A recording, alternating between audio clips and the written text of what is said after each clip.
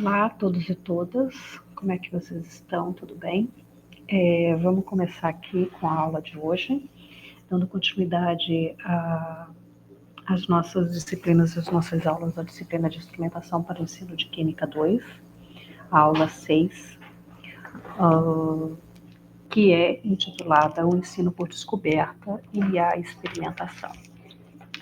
Os objetivos dessa nossa aula se referem a gente parar para pensar um pouco sobre quais são os tipos de modelos de ensino que nós temos e que são mais influentes. E entre eles estão esses dois, né, que é o ensino por descoberta e o ensino por meio que se apoia, na verdade, no ensino da experimentação. Seria um só, vamos assim dizer. E a nossa proposta nessa aula de hoje é fazer uma análise crítica sobre esse modelo de ensino, tá? Deixa eu tirar aqui o conector. Diferenciar também quais são as formas de ensinar, né? Coincidentemente, quando nós temos muitas defesas sobre essa forma de ensino, uma delas é que a gente promove um aprendizado ativo por parte dos alunos, né? E o terceiro objetivo dessa nossa aula é tentar mostrar para vocês como é que a gente pode comparar alguns aspectos, né, que caracterizam alguns modelos, né, ou formas, né, de ensinar ou estratégias de ensino. Então, são esses três objetivos que nós temos na nossa aula. Primeiro ponto, a gente tem que tentar definir ou entender qual que é o significado dessa proposta de ensino, quer dizer, o que é ensinar por descoberta. Né? Um primeiro argumento que se traz sobre esse modelo é que ele era uma forma de se opor ao ensino que era considerado como tradicional, né? Vamos assim dizer, né? Aquele ensino que é um ensino repetitivo, que é um ensino passivo, que é um ensino passivo no sentido do aluno, né? Receber aqueles conteúdos, né? Memorizar aqueles conteúdos que eram abordados. Então, esse ensino que é chamado tradicional ou clássico, ele partia de algumas suposições que eram consideradas suposições inadequadas, né? A primeira é que qualquer tipo de ensino é uma tarefa fácil, né? Basta você ter, né? Você querer ensinar, você ter essa boa vontade de ensinar, né?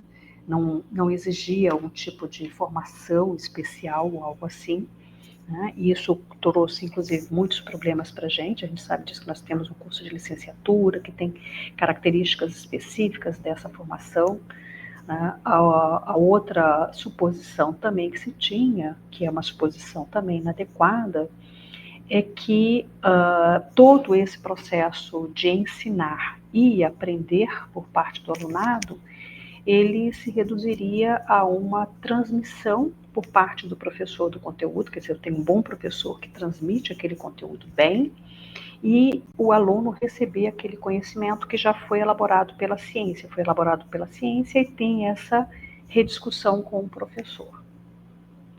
E a outra suposição também inadequada é que muitas das vezes se garantia que esse fracasso desse aprendizado não era por conta do ensino do professor, e sim pelas próprias, vamos se chamar de deficiências, né, ou fragilidades com relação aos alunos, quer dizer, eles não estudam, eles não têm a capacidade de entender, eles ficam dispersos e por aí vai, né? Então, assim, todas essas suposições inadequadas, elas vinham, tinham uma oposição, né, a essa proposta, né, de ensino clássico, né? E aí, baseado nos estudos de Piaget, de Jean Piaget, com relação à aprendizagem das crianças, né, que é um trabalho que ele fez bastante interessante, é de que quando você tinha um método científico, e esse método científico era utilizado, então aqueles alunos conseguiam aprender um determinado conteúdo. Então, o ensino por descoberta, ele era isso, ele era uma oposição ao ensino tradicional, mas também defendia a ideia de uma ênfase no método científico. E aí a gente vem para esse ponto, né? O que significa esse método científico? E aí também, de novo, baseado nos estudos de Piaget, ele apontava que quando você ensina uma criança aquilo que ela poderia ter aprendido sozinha, isso vai impedir que ela possa inventar, usar a criatividade e, consequentemente, entender por completo aquele assunto, né? O segundo ponto é que quando você organizar uma atividade, quando o aluno ele pode propor, ele pode planejar, ele pode analisar ou até mesmo resolver determinadas situações, né, que seriam aqueles problemas, né, nas quais são planejados, ele poderia construir, né, ele vai aprender a construir a lei que rege aquele fenômeno, por exemplo, né? Um outro aspecto também do método científico é que defendia que quando os alunos eles realmente vivenciam o método científico, né, se considera como sendo uma participação ativa por parte deles, porque eles estão envolvidos ali naquele processo de ensino-aprendizagem. E ao seguir aqueles passos, né, utilizando atividades experimentais, né, observação desses fenômenos das experiências, né, eles poderiam fazer generalizações sobre as possíveis explicações desses fenômenos, né? Quer dizer, era como se eles fossem mini-cientistas, né? Eles têm um fenômeno e eles vão observar aquele fenômeno, aquele experimento e propor uma explicação para aquele experimento, né? Então, eles vão chegar a determinadas leis que regem aquele fenômeno. Quer dizer, em linhas gerais, isso implica, né, o método científico, ele implica em propor uma determinada atividade no qual os alunos iriam seguir um determinado roteiro, seguir um determinado passo a passo. E aí, como funciona essa proposta? Né? Vamos pegar um exemplo, né, trazendo para o ensino de química, né? Esse exemplo a gente coloca lá na nossa aula. Né? O professor de química ele vai dar uma aula sobre o modelo atômico na primeira série do ensino médio de uma escola. Né? No seu planejamento, ele organizou uma atividade experimental na qual os estudantes deveriam observar esse experimento. Né? Então, para isso, eles têm um roteiro, né? Ele apresenta o roteiro. Né? Então, o título do roteiro é o modelo atômico de Bohr, né? O ensaio da chama. Vem a lista dos materiais, né, um fio de cobre, né, é claro que isso aqui é um material alternativo, não é o que é feito nos centros de pesquisa, né, nas universidades, então assim, isso é algo alternativo para levar para a escola, então era um fio de cobre, prendedor de roupa, ou então um cabo de madeira, uma lamparina, e as substâncias, cloreto de sódio, né, o sal de cozinha, sulfato de cobre, o cloreto de estrôncio, o óxido de cálcio, e o bicarbonato de sódio. Então, montaria todos os aparelhinhos, né, colocaria em um copinho com água, né, e aí cada vez que molhasse o gancho, iria colocar num desses sólidos e levaria até a chama, né? E aí quando colocasse na chama, né, esse é o procedimento que ele tem que executar, né? Então ele molha o ganchinho, a pontinha, essa pontinha redonda aqui que a gente está vendo, né? Molharia e aí levaria até a chama, até a cor desaparecer. Para cada substância dessa teria uma coloração diferente, o que estaria aparecendo nessa chama aqui, como a figura que a gente está mostrando aqui do sulfato de cobre, tá? Que fica essa coloração mais ou menos esverdeada, que é a coloração da chama, e aí ele fica nessa ponta aqui, né? E aí, a partir desse experimento, o professor pergunta, né? Depois deles terem feito o experimento, o professor pergunta com uma atividade final as seguintes perguntas, para eles explicarem por que os fogos de artifício conseguem colorir o céu. E a outra pergunta um elétron passa da camada N3 para N5 e depois retorna para sua camada original, ou seja, N3 e ali permanece. o que acontece com a energia nos 3 casos. Então, veja, na primeira pergunta, a ideia é que depois de seguir o roteiro, né, o aluno conseguiu explicar esse fenômeno do ensaio da chama, da mudança de coloração, como sendo os saltos quânticos desses elétrons, né, a ida e a vinda, e aí a energia, nesse caso, ela é identificada, né, na forma de mudança de coloração, e depois, isso aí na segunda pergunta, né, e que a explicação, né, com base nessa lei, né, ou nessa explicação científica, ele poderia justificar, né, ou relacionar esse conceito científico dos saltos quânticos com um fenômeno do cotidiano, né, considerando que esses fogos de artifício contêm esses materiais, né, sólidos, e com esse aquecimento eles fazem os saltos quânticos, né? Então, nesse caso, né, dessa proposta, que é seguir o método científico, passo a passo dos procedimentos, ao final, o aluno tem que conseguir chegar a uma explicação para esse fenômeno e conseguir extrapolar essa explicação para outras situações. Tá? Então, é isso, em linhas gerais, que se baseia. Quer dizer, ele vai funcionar como um pequeno cientista para poder chegar até a essa explicação científica do fenômeno dos saltos quânticos. Bom, e aí a gente tem, nossa, ficou horrível esse meu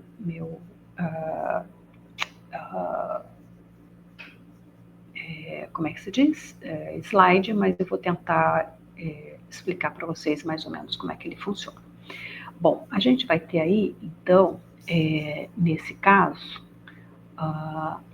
algumas críticas ou inconsistências a esse modelo, tá? Vamos lá.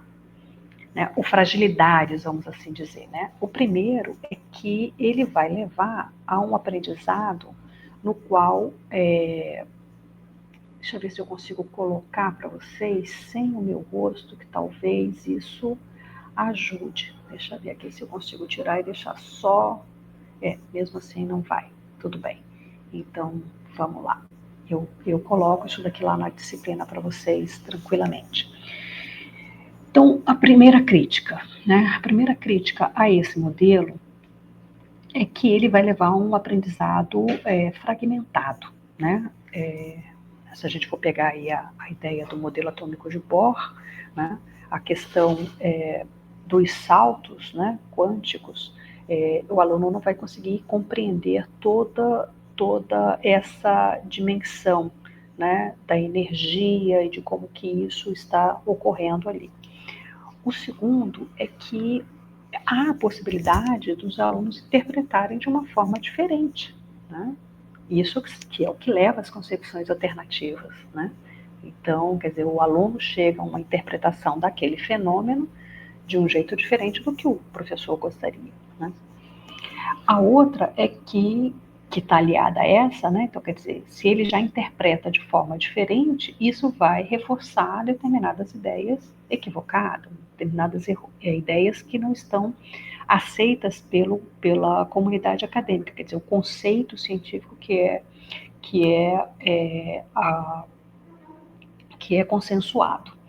Uma outra crítica é que quando as pessoas consideram que seguir esses modelos, esses roteiros, é o que vai levar o aluno a aprender, pode levar a uma confusão de que o fato do aluno participar nessa atividade é uma mera manipulação e que realmente o aprendizado não pode estar ocorrendo. Ele apenas está manipulando aquele experimento sem compreender o fenômeno propriamente dito, né? E, além disso, uma outra crítica também que é colocada é que muitas das vezes os estudantes eles podem ter dificuldades na hora de fazer determinadas tarefas simples dentro desse modelo de ensino por descoberta. Quer dizer, se ele vai seguir um roteiro para uma determinada atividade experimental, ele vai ter que prever uma hipótese, né? Ele vai ter que formular uma hipótese explicativa para aquele fenômeno, ele vai ter que observar aquele fenômeno e ver se aquela hipótese dele se adequa ou não para a explicação que ele está propondo, né? Então, que são habilidades de pensamento de mais, que exige um pouco mais de complexidade, né? E a outra crítica que seria também bastante importante é o que leva a essa crença ingênua, né? De que você, observando determinados experimentos e formulando determinadas hipóteses, ela vai induzir a você a ter um enfoque indutivista, quer dizer, ao final daquela formulação e daquela hipótese, com certeza eu vou ter tal lei ali prevista. Quer dizer, é uma visão reducionista, né? E uma crença ingênua no momento em que eu acredito de que toda vez que eu tenho que seguir um método, isso não vai me garantir que aqueles conceitos vão ser descobertos. Quer dizer, o fato do aluno fazer o experimento do ensaio da chama não significa dizer de que ele vai compreender o que são os saltos quânticos, né? Então, essas são as principais críticas, e críticas muito sérias, né? Por outro lado, nós temos também alguns aspectos que são aspectos positivos, né, desse modelo de ensino. É isso que a gente tem que ponderar, tudo que é crítica ou fragilidade, tudo que tem de aspecto positivo. Então, com relação ao aspecto positivo, de uma certa forma, já que é o aluno que está realizando aquele procedimento para a atividade experimental, ele é mais responsável pela sua aprendizagem. Por outro lado, também você faz uma correlação com a história da ciência, né? Quando a gente para ver que muitas das descobertas científicas, né, elas ocorreram por observações acidentais. O próprio ensaio da chama, na verdade, do Rutherford e do Bohr, né, aquele da película lá de ouro, também foi algo que foi acidental. Então, assim, a gente consegue levar uma discussão desses fenômenos com a discussão da história da química, por exemplo, né? E, ao mesmo tempo, quando você começa a ensinar ao aluno a observar, né, a como realizar uma observação durante uma atividade experimental, isso é um aspecto positivo também, porque observar um experimento, registrar aquele experimento, é algo bastante importante de habilidade de pensamento a ser desenvolvida no aluno. Ao mesmo tempo, esse modelo ele tinha a grande vantagem de que ele era uma forma diferente de olhar o ensino tradicional. Né? Então, assim, já que ensinar era uma coisa fácil e de que se o aluno não aprende era problema dele, então, assim, tudo aquilo que a gente falou sobre essas características, né? Então, era um novo olhar sobre esse novo modelo de ensino, quer dizer, ele ultrapassava essa ideia do modelo tradicional. E é uma atividade, uma proposta de ensino que ela é focada no desenvolvimento de habilidades, né? Como é que se diz? De destrezas, né? Que eles são procedimentos que ele vai estar desenvolvendo ali, né? Executar o experimento, colocar lá no becker, colocar no cloreto de sódio, levar até a chama, voltar, lavar para não ficar contaminado para a próxima. Então, tudo isso são destrezas que são sendo desenvolvidas. E aí, então, isso chega ao primeiro objetivo, né, da nossa aula, tentar mostrar um pouco aí de forma crítica, né, esse modelo de ensino por descoberta e de experimentação. E um segundo objetivo era a gente poder falar um pouco sobre esses tipos de atividades experimentais e como é que elas se relacionam com aquela ideia de uma orientação ou de uma participação mais ativa ou não do alunado, né? E aí a gente tem alguns autores que tentam classificar os tipos de atividades experimentais, né? E a gente traz uma classificação para cá, existem outras, mas no final a essência delas vão estar mais ou menos na mesma. Um tipo de atividade experimental é o que eles chamam de demonstração prática. O que quer dizer isso? é quando é o professor que vai realizar o experimento, né, e os alunos apenas observam. Um segundo tipo é um experimento ilustrativo. Quer dizer, a diferença que ele tem da demonstração é que os alunos podem realizar suas próprias experimentos, a própria atividade experimental, é que ele pode realizar, né? O outro tipo é quando a gente chama de experimento descritivo, é quando o professor não precisa acompanhar a realização da atividade pelos estudantes, né? Então ele pode realizar em casa, né? Sei lá, algum tipo de atividade que ele pode orientar para que seja feito em casa ou em outro espaço. E um experimento investigativo é quando os estudantes eles são responsáveis pela execução. Você não dá um roteiro pronto para ele, então ele tem que fazer isso daí sozinho. Então veja, a demonstração prática a gente acaba considerando quando você está trabalhando com um material que seja um material um pouco mais perigoso, né? Você está com um nível de ensino de alunos que são muito novos, e aí não vai deixar eles brincarem com fogo, mexerem com fogo, porque a responsabilidade é sua. Então o professor pode fazer esse experimento e durante o experimento ele ir questionando, então ele vai mostrando isso aí aos poucos, né? Um experimento ilustrativo eu posso utilizar, por exemplo, para quando eu quero trabalhar um determinado conceito, né? E aí esse experimento vai ilustrar esse conceito que eu quero trabalhar, né? Sei lá, alguma coisa de termoquímica ou calorimetria, né? Então eu mostro, né? O aluno pode executar, mas é exatamente algo que vai estar ilustrando um conceito que eu quero trabalhar. O outro é quando eu tenho algum tipo de atividade, por exemplo, que eu quero que o aluno descreva, sei lá, o processo de fotossíntese, né? Ou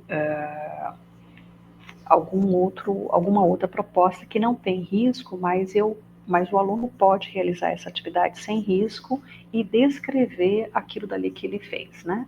No investigativo, efetivamente, eu vou ter um problema. Por exemplo, eu posso ter várias misturas, né? Não, uma mistura, né, de um composto iônico e um que tem ligação covalente, eles estão misturados, sei lá, água e óleo, e eu peço para que eles separem os dois. Então, essa forma como eles vão utilizar para separar as substâncias, os materiais, né, que estão nessa mistura, é ele que vai propor, o aluno que vai propor esse procedimento, tá? Então, são esses 4 tipos que eles podem mudar, né, algumas classificações, mas na essência eles significam isso daí. Vejam, a gente coloca lá como exercício na nossa aula que vocês retomem aquela atividade que eu mostrei para vocês do ensaio da chama, né, que tem um roteiro, e você propor uma atividade em cima desse roteiro de uma forma tal que o aluno possa participar. Então, assim, tenta colocar aquela atividade experimental dentro de uma proposta sua, né? Imagina que você tem alunos da primeira série do ensino médio, então como é que você faria, que perguntas você faria, em que contexto você faria, e aí a partir disso você tenta classificar se foi uma demonstração prática, se foi ilustrativo, se foi descritivo, ou se foi investigativo, tá bom? Bom, o que a gente está trazendo aqui, na verdade, para vocês, não é só a parte negativa, né, de que essa atividade experimental, ela, se você seguir o método científico, ela não vai te ajudar. Não. Aí, o que a gente está tentando trazer para vocês é que ela é uma ferramenta extremamente útil no ensino. E ela vai depender do objetivo didático de vocês. Quer dizer, se eu proponho uma atividade, como eu falei ainda há pouco, das misturas, né, e eu quero trabalhar o conceito de separação de misturas, a questão da polaridade, etc. e tal, dependendo do meu objetivo, essa atividade experimental ela é extremamente útil. Né? Então, veja, ela vai depender do objetivo didático de vocês, né, enquanto docentes. Eu acho que essa é a ideia principal, né? A atividade experimental, ela não é o centro das atenções, mas ela é uma ferramenta desde que você possa orientar essa atividade para o aprendizado dos conceitos que você pretende, tá bom? Bom, gente, eu acho que seria isso que a gente teria para essa aula, né? Eu desejo um bom estudo e a gente se vê na próxima. Um abraço.